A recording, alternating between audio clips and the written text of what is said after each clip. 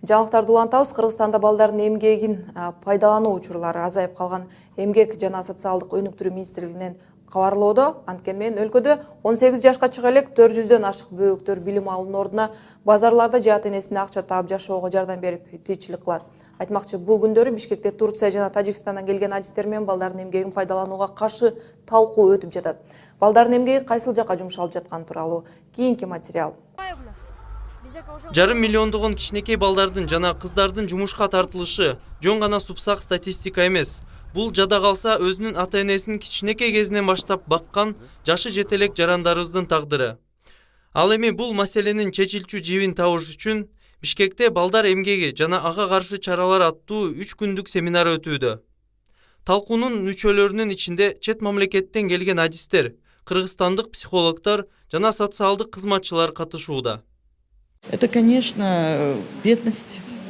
Бүт баары жакырчылыкка такалат. Чет мамлекетте эмгектенген ата-энелер ар кыл финансылык көйгөйлөрдүн айынан балдарына жардам бере албагандыгы үчүн өспүрүмдөр айласыз иштөөгө аргасыз болууда.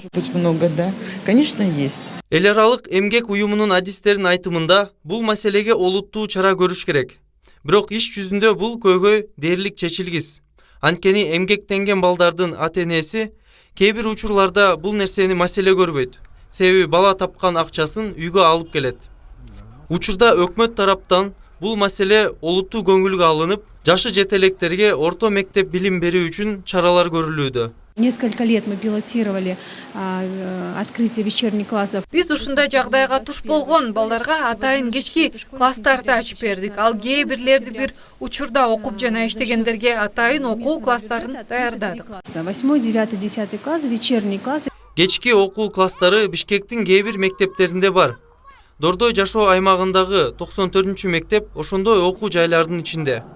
Бул мектеп былтыр ачылган менен буга чейин окуу класстары бар эле.